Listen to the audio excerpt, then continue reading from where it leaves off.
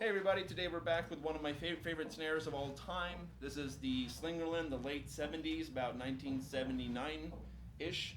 The chrome over brass model. This is the Buddy Rich model that comes with 3 vent holes. Check it out. There's one where the one where the badge is at. One on the side right there. And then we have another one right there next to the butt plate. Comes with the TDR throw-off, which also came on the Spitfire snares.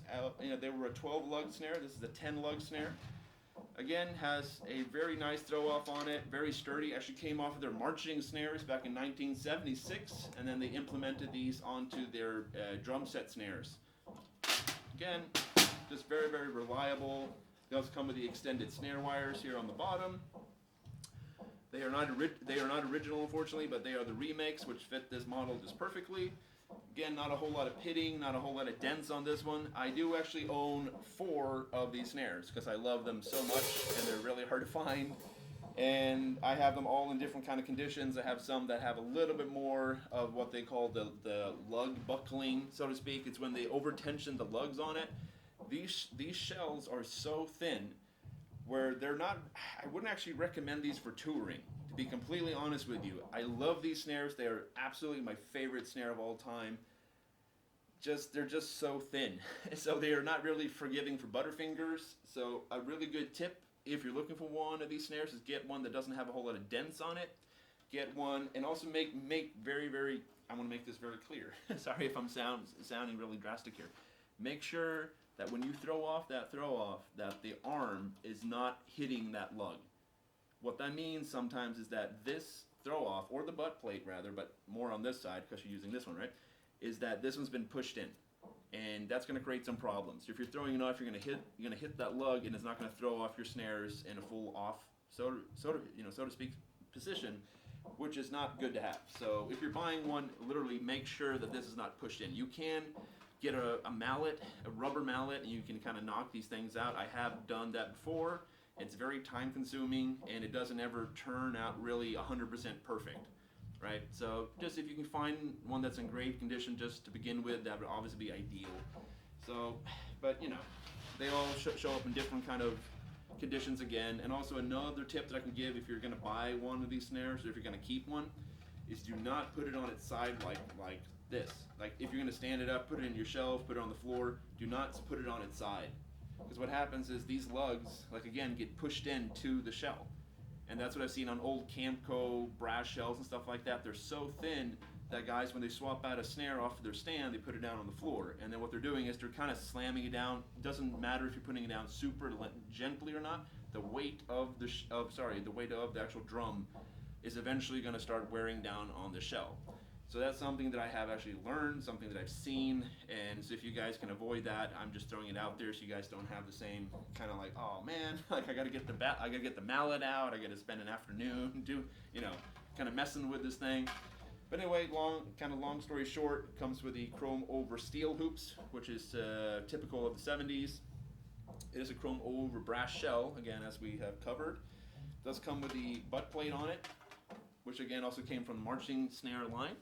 It does have the S on it. If you see most of these snares, most of these S's that stand for Slingerland obviously have fallen off. And this one has on both of it, has on the actual throw-off itself and on the butt plate behind it. I don't know if you guys can see it or not, but it does have both the S's on there. So this one's all original, obviously except the heads and except the wires, but besides that, it's all original. It almost has a little bit of like a steel shell vibe to it. And if you listen to like the old Bonham stuff, he went from a brass shell to an aluminum shell because he felt that the aluminum was a little bit darker. And being completely honest, it's actually really right. I thought brass was going to be way darker, but not with this shell, not with this kind of setup. It's actually a little bit brighter. So you guys are going to get a little bit of a sound example. I'm going to play a little bit on it. Again, I love this snare. I love these snares, period. And they're really hard to find. The ones that are for sale are usually, they're in kind of various conditions here, right? So anyway, long story short, let's put this thing on the snare stand, and enough talking and more listening and playing. Here we go.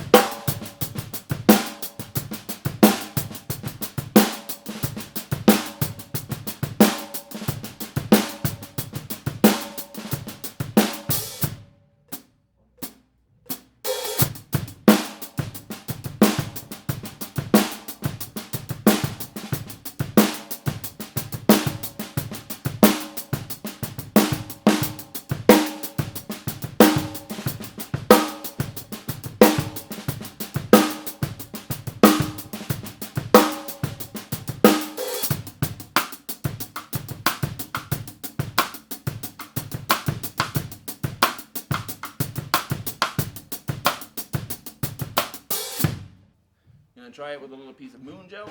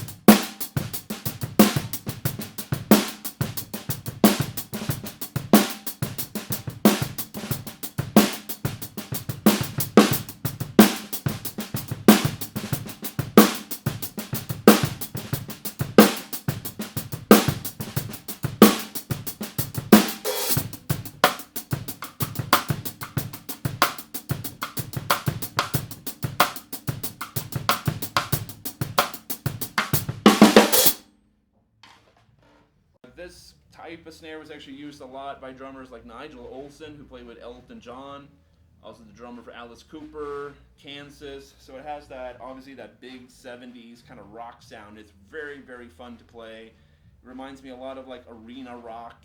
So if you're playing along to like Boston, just having a nice afternoon off, and you just want to have some fun, this snare sits perfectly in that. I have used this one again live and in the studio, and it just has a really nice, precise tone to it.